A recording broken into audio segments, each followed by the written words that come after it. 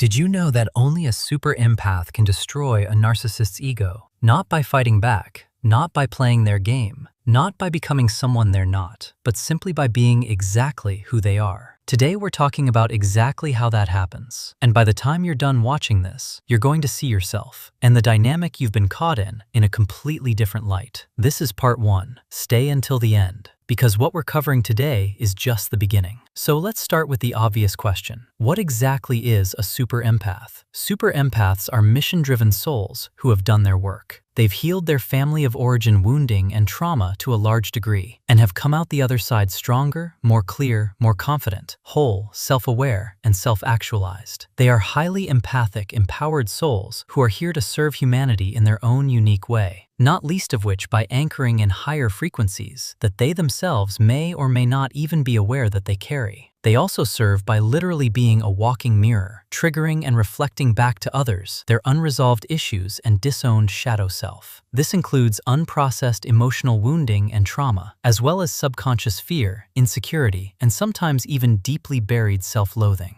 And this is especially true when we're talking about people who land on the spectrum of destructive narcissism. Now, because super empaths so easily pick up on other people's feeling state, the energy they carry, their true intentions, hidden judgments, attitudes, behaviors, and personality traits, super empaths can temporarily take on those traits and project them back to the rightful owner. Anything that is hidden, envy, jealousy, fear, insecurity, feelings of inadequacy, suppressed guilt, shame, anger, dirty little secrets, or dirty big secrets, these things build in energetic intensity the longer they are left buried beneath the surface of a person's conscious awareness. If someone has traits they don't like about themselves, they will inevitably be triggered and reminded of those traits when they are in the presence of a super empath. And this is one reason why there can sometimes be an instant dislike toward a super empath, in particular when meeting unconscious people whose comfort zone is toxicity, dysfunction, and denial. If that's where they live, whether consciously aware of it or not, the super empath shows up on the scene with all of their light, their love, their high-vibing good nature and intent, and it can, and often does, completely disrupt the status quo. And this can happen whether or not the super empath ever even opens their mouth. If you're an empath and this has been your experience, it is likely because without even realizing it, you are reflecting back to others the truth that they aren't ready, willing, or able to face about themselves. The truth they prefer to hide from, project, and deny. And this is precisely why so many super empaths have had the experience of being cast as the family scapegoat in sick, dysfunctional family systems. They are disruptive by nature, or more precisely, the frequency they carry is disruptive by nature. Even as toddlers, simply by virtue of the energetic frequency